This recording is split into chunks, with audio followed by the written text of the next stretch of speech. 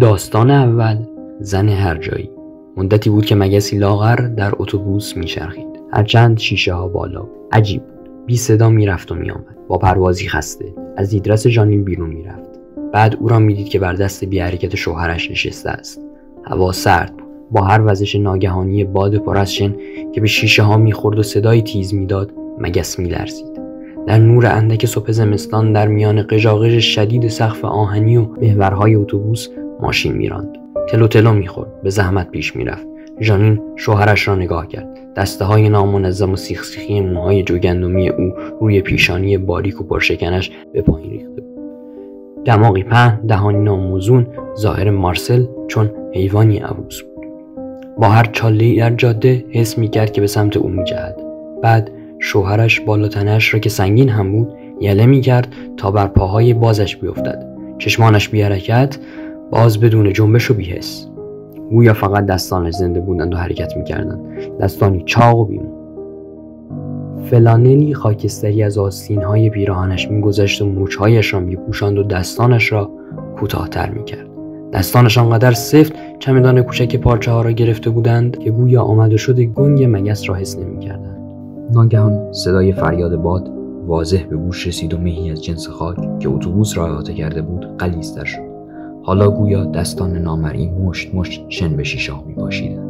مگس ترسان از سرما بالی زد. بر پنجه‌هایش خم شد و پرواز کرد. اتوبوس سرعتش را کم کرد تا حدی که به نظر رسید توقف کامل دارد. بعد گویا باد آرام شد. مه کمی رقیق شد و اتوبوس باز سرعت گرفت. در منظره‌ای غرق در گرد و غبار حفره‌هایی از نور گشوده شد. 2 یا 3 نخل نحیف و سفید شده که گویا از فلزی آنها را تراشیده بودند لحظه‌ای پشت شیشه نمایان شدند و بعد ناپدید شدند. مارسل گفت: عجب جایی. اتوبوس پر بود از عرب‌هایی که خود را به خواب زده بودند. در لباس‌های خود فرو رفته بودند. بعضی از آنها پاها را بالا آورده بودند و بر اثر حرکت ماشین بیشتر از بقیه تکان تکان می‌خوردند. سرانجام سکوت و خونسردی آنها بر ژانین گران آمد. به نظرش رسید روزهاست که با این همراهان خاموش در سفر است. البته اتوبوس صبح زود راه افتاده بود از ترمینال راه آهن و از 2 ساعت پیش در صبحی سرد در فلاتی سنگلاخی و بایر پیش می‌رفت. فلاتی که دست کم در آغاز خطوط مستقیم خود را تا افق‌های سرخ رنگ ترسیم، اما باد برخاسته بود و کم کم پهنه وسیعی را بلعیده بود. از آن پس مسافران دیگر چیزی ندیده بودند و یکی پس از دیگری ساکت شده بودند و در سکوت بودند، گویا در شبی بی‌خواب راه می‌پیمودند. گاه لب‌ها و چشمانشان را خشک می‌کردند. شن‌هایی که راه خود را به ماشین باز کرده بودند چشمانشان را می‌آزردند. ژانین با صدای شوهرش از جا پرید. باری دیگر اندیشید که این اسم چه مسخره و بلند و پرقدرت است، چون خودش. مارسل میخواست بداند کیف دستی نمونه پارچه ها کجاست. ژانین با پایش فضای خالی زیر نیمکت را جست و به چیزی برخورد و پیش خودش فکر کرد که کیف دستی همان است. در واقع نمیتوانست خم شود و به نفس نیفتد. البته در راهنمایی در ژیمناستیک نفر اول بود و نفس کم نمیآورد. زمان زیادی از آن موقع گذشته بود. 25 سال قابل توجه نبود، چون در نظرش همین دیروز بود که میان زندگی آزاد و ازدواج دو به شک بود. همین دیروز بود که با ترس و نگرانی به روزی فکر میکرد که شاید در تنهایی پیر شود. تنها نبود و آن دانشجوی حقوق که هرگز نمیخواست ترکش کند حالا کنارش بود. سرانجام قبول کرده بود، با اینکه دانشجو کمی قد کوتاه بود و نه زیاد از خنده های خسیسانه و کوتاهش خوشش میآمد و نه زیاد از چشمان سیاه بسیار نافذش، اما امیدش به زندگی را دوست داشت. در این موضوع با فرانسویان این کشور هم داستان بود و وقتی حوادث یا انسانها خلاف انتظارش عمل می‌کردند ظاهر پکر او را دوست می‌داشت. از همه بیشتر این را دوست می‌داشت که محبوب کسی باشد و مارسل در این زمینه هیچ کم نمی‌گذاشت. همیشه این حس را به او میداد که ژانین برای او ساخته شده است. کاری می‌کرد که احساس کند واقعا وجود دارد. نه، تنها نبود. اتوبوس با بوغ‌های بلند از میان موانع نادیدنی راهی برای خود باز می‌کرد. البته کسی در ماشین تکان نمی‌خورد. ژانین ناگهان حس کرد که او را نگاه می‌کنند و برگشت سمت آن نیمکتی که از آن طرف راه رو تا نیمکت او جلو آمده بود. عرب نبود و ژانین تعجب کرد که وقت راه افتادن متوجه او نشده است. یونیفرم واحدهای فرانسوی صحرا را به تن داشت و کلاه کپی از پارچه‌ای طوسی رنگ بر صورت سبز و جدی او سایه انداخت. صورت کشیده و تیز او چنان صورت شغال بود مرد با چشمان روشنش او را برانداز کرد. با مایه‌ای از غم زل زده بود به او. ژانین ناگهان سرخ شد و برگشت سمت شوهرش که هنوز مقابل خود را نگاه می‌کرد. مه و باد را خود را در بالا پوشش پیچاند، اما باز سرباز فرانسوی را می‌دید. بلند و لاغر، بسیار لاغر، با اوورکوت مرتبش که گویا با ماده خشک و شکننده درست شده، مخلوطی از شن و استخوان. و در این لحظه بود که دستان لاغر و صورت‌های آفتاب سوخته عرب‌هایی را دید که مقابل او بودند و دید که ظاهر آنها علیرغم لباس‌های گل و گشادشان روی نیمکت‌هایی که او و شوهرش به زور روی آنها جا شده بودند خیلی راحتند.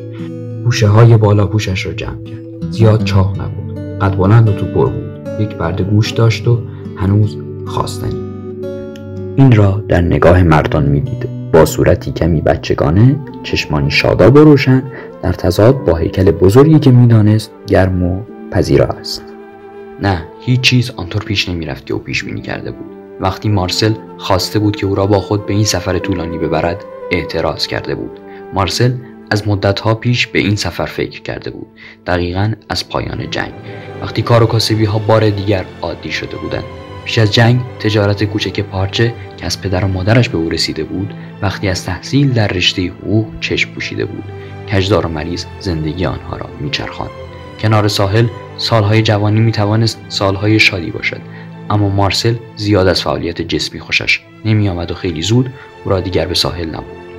ماشین کوچک فقط برای گردش یک شنبه ها آنها را از شهر بیرون میبرد.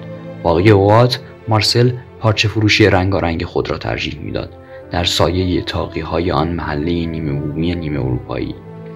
بالای مغازه در 3 اتاق زندگی می‌کردند، با پرده‌های عربی و اساس فرانسوی باربس. بچه‌ای نداشتند. سالها گذشته بود در ظلمت کرکره‌های نیمه بسته. تابستان‌ها، ساحل‌ها، گردش‌ها دور شده بودند. حتی آسمان نیز از آنها دور بود. ظاهراً چیزی جز کار و بار برای مارسل مهم نبود. ژانین فکر می‌کرد هوس واقعی او را کشف کرده است، پول، و این را دوست نمی‌داشت و درست سر در نمی‌آورد که چرا. البته از آن بهره می‌برد. مارسل خسیس نبود، برعکس دست و دلباز بود، خصوصاً برای او. می‌گفت اگر برای من اتفاقی بیفتد تو در امان خواهی بود. و البته باید در امان بود از نیازها، اما در مقابل باقی چیزهایی که به ساده‌ترین نیازها مربوط نمی‌شود، کجا باید پناه گرفت و در امان بود؟ و این موضوعی بود که از مدت‌ها پیش به آن حسی گنگ داشت. منتظر بود و به مارسل کمک می‌کرد که کتاب‌هایش را مرتب کند و گاهی جای او در مغازه می‌ایستاد. دشوارترین زمان تابستان بود که گرما حتی احساس خوشایند ملال را نابود می‌کرد. ناگهان درست وسط تابستان جنگ شد. مارسل اول به جنگ فراخوانده شد، بعد رهایش کردند. در نبود پارچه‌ها کار و کاسبی متوقف شد. خیابان‌ها خالی و گرم شدند. از آن زمان به بعد اگر اتفاقی می‌افتاد دیگر در امان نبود.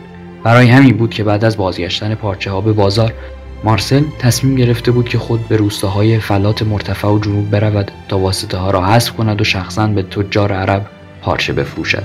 خواسته بود ژانین را با خود ببرد. ژانین می‌دانست سفر دشوار است. سخت نفس می‌کشید. ترجیح می‌داد منتظرش بماند. اما مارسل مصر بود و چون مخالفت با مارسل انرژی زیادی می‌طلبید، موافقت کرد. حالا مشغول همین کار بودند و واقعاً هیچ چیز به خیالات ژانین شبیه نبود. از گرما و خیل مگس‌ها و هتل‌های کثیف پر از بوی رازیانه وحشت کرده بود. به سرما و سوز باد فکر نکرده بود. به فلات‌های نیمه قطبی پر از توده‌های یخ، به نخل‌ها و شن‌های روان فکر کرده بود. حالا جز بیابان چیزی نمی‌دید. بیابان شبیه تصوراتش نبود، فقط سنگ بود، همه جا سنگ. در آسمان نیز آسمانی سرد و پرهیاهو فقط گرد و غبار سنگ‌ها حکم می‌راند و بر خاک نیز میان سنگ‌ها جز نی‌های خشک چیزی نمی‌روید. اتوبوس ناگهان ایستاد. راننده بدون اینکه مخاطب خاصی داشته باشد چند کلمه‌ای گفت، به زبانی که ژانین تمام عمر آن را شنیده بود و هرگز چیزی از آن سر در نیاورده بود. مارسل پرسید چی شده؟ راننده این بار به فرانسه گفت که لابد شن راه کاربراتور را بسته است و مارسل دوباره به این سرزمین بد و بیراه گفت. راننده از ته دل خندید و خاطرش را جمع کرد که چیزی نیست. می رود و راه کاربراتور را باز می کند و دوباره راه خواهند افتاد. در را باز کرد. باد سرد به ماشین وارد شد و خیلی زود صورتهایشان را با هزاران دانه شن عجین کرد. همه عرب‌ها صورتها را در لباسهایشان بردند و در خود فرو رفتند. مارسل داد کشید: در را ببند. راننده برگشت سمت در و خندید. سر صبر از زیر کیلومتر شمار چند تا وسیله برداشت. بعد ریزنقش میان مه دوباره رفت سمت جلوی ماشین و ناپدید شد بدون اینکه در را ببندد. مارسل آهی کشید. خیالت تخت در عمرش موتور ماشین را ندیده است. ژانین گفت: ولش کن. ناگهان ژانین از جا پرید. روی خاکریزها خیلی نزدیک به اتوبوس اشکالی پیچیده در لباس بی حرکت ایستاده بودند. زیر کلاه برنوس‌ها و از پشت دیوار حجاب‌ها فقط چشمانشان دیده می‌شد. ساکت، معلوم نبود از کجا پیدایشان شده بود. مسافران را تماشا می‌کردند. مارسل گفت: چوپان‌ها.